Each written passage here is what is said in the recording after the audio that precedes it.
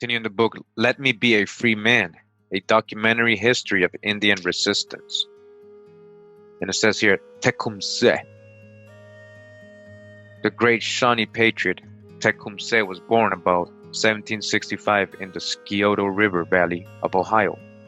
He was just a boy when the colonists won the War of Independence from Great Britain and established the United States of America, guaranteeing liberty and justice for all, in parentheses, since whites looked upon Indians as savages.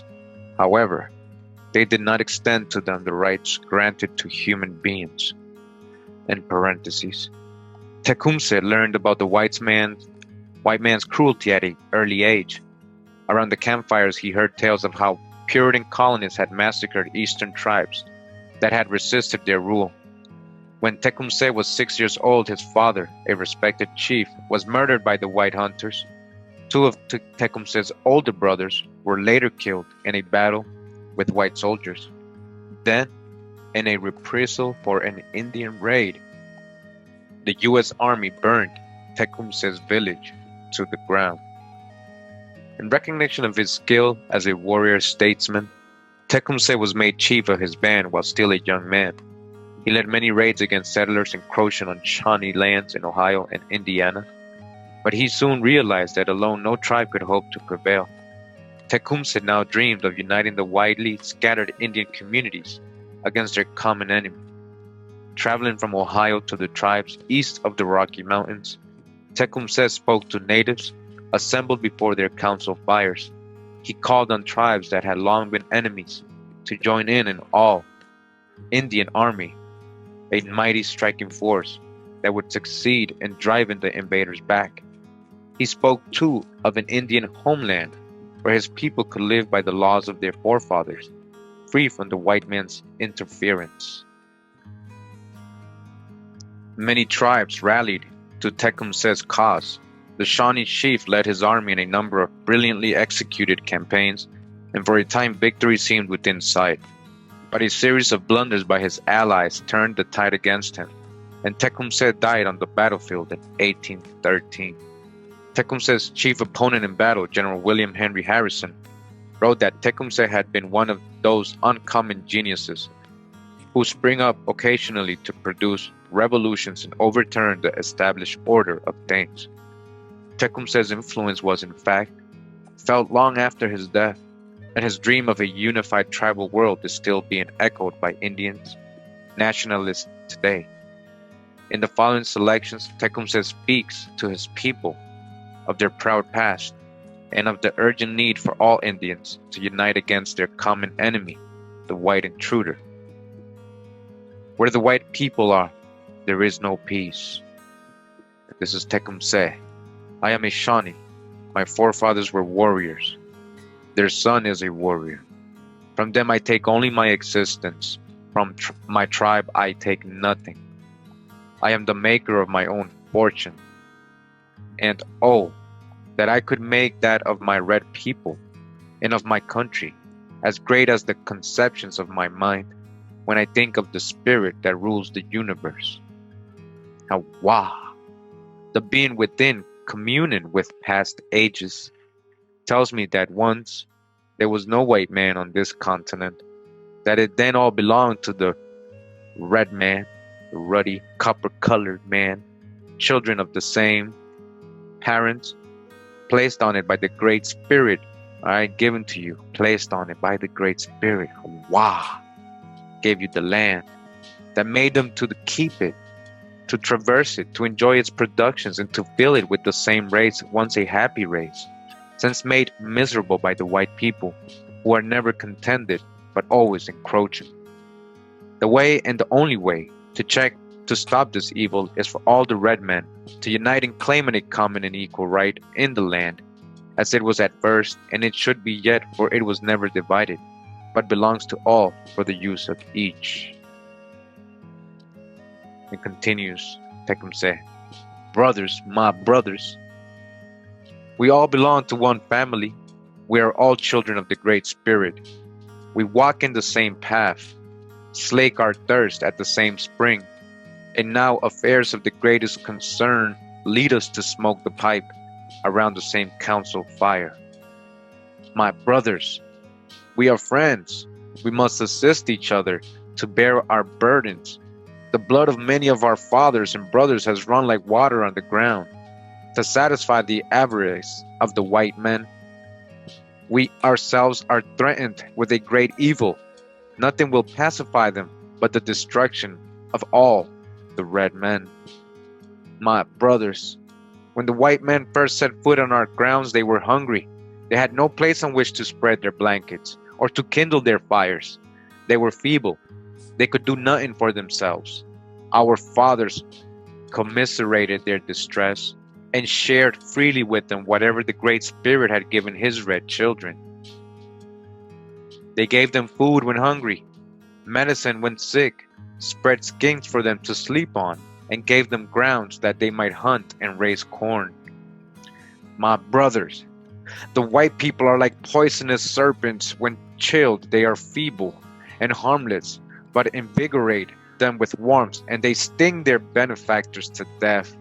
The white people came among us feeble, and now that we have made them strong, they wish to kill us or drive us back as they would wolves and panthers.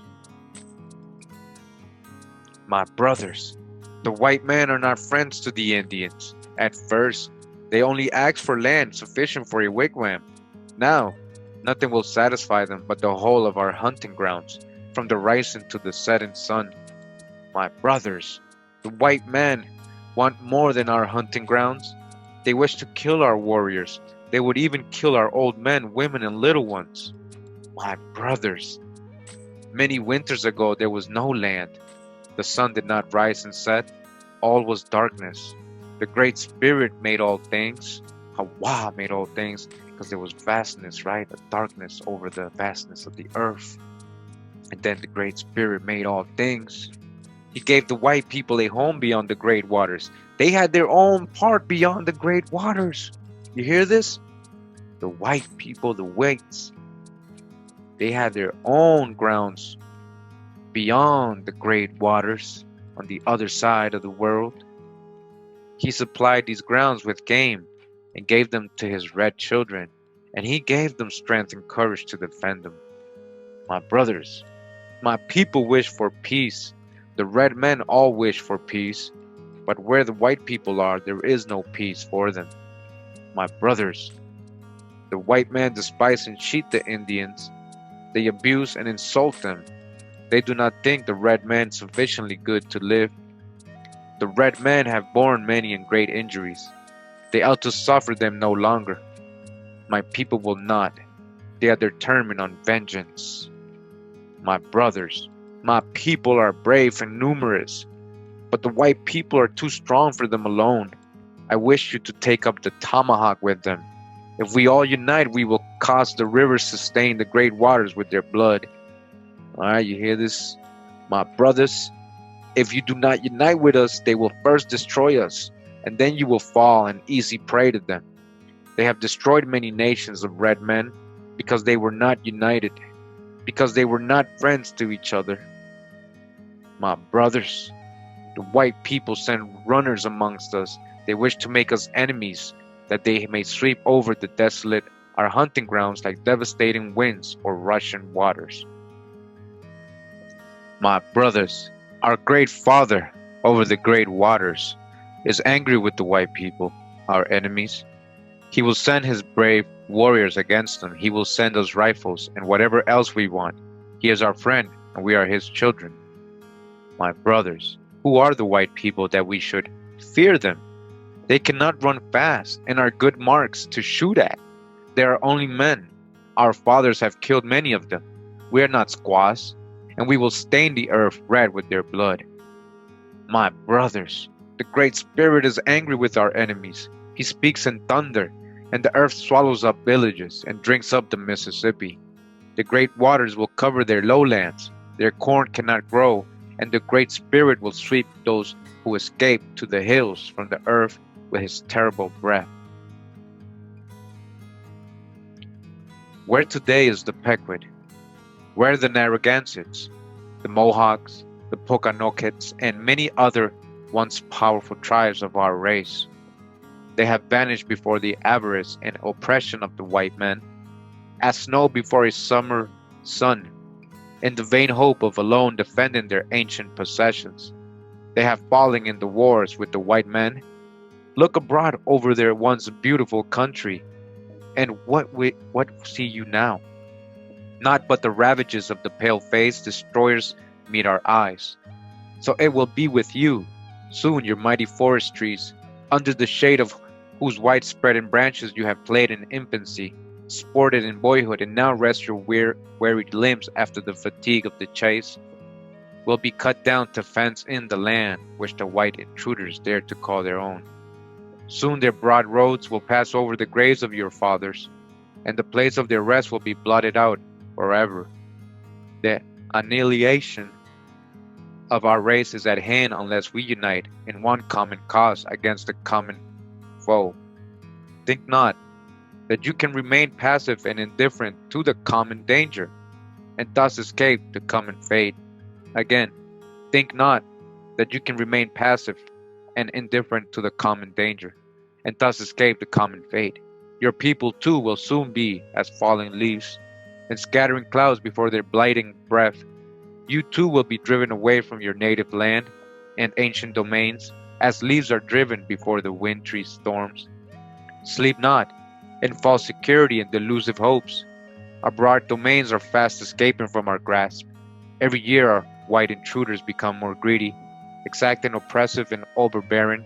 Every year contentions spring up between them and our people, and when blood is shed we have to make atonement, whether right or wrong, at the cost of the lives of our greatest chiefs and the yielding of our large tracts of our lands. Before the pale faces came among us, we enjoyed the happiness of unbounded freedom, and were acquainted with neither riches, wants, nor oppression. That's how you lived. How is it now? Wants and oppression are our lot. For are we not controlled in everything, and dare we move without asking by your leave? Are we not being stripped day by day of the little that remains of our ancient liberty? Do they not even kick and strike us as they do their black faces? How long will it be before they will tie us to a post and whip us? Tie us to a wool post and whip. Lashings, right? Lashings, who they used to tie up to the post or a tree and give them whips and whip them. Who they used to do that to the slaves, right? Tecumseh is telling you. How long will it be before they will tie us? How long would it be before they will tie us to a post and whip us and make us work for them in their cornfields as they do them? Shall we wait for that moment, or shall we die fighting before submitting to such ignominy? Have we not for years had before our eyes a sample of their designs? And are they not sufficient harbingers of their future determinations? Will we not soon be driven from our future determinations? Will we not soon be driven from our respective countries and the graves of our ancestors? Will not the bones of our dead be plowed up and their graves be turned into fields? Shall we calmly wait until they become so numerous that we will no longer be able to resist oppression? Will we wait to be destroyed in our turn without making an effort worthy of our race? Shall we give up our homes, our country, bequeathed to us by the Great Spirit, the graves of our dead and everything that is dear and sacred to us, without a struggle? I know you will cry with me, never, never. And if there be one among you mad enough to undervalue the growing power of the white race amongst us, let him tremble in considering the fearful woes he will bring down upon our entire race. If by his criminal indifference he assists the designs of our common enemy against our common country, then listen to the voice of duty, of honor, of nature, and of your endangered country.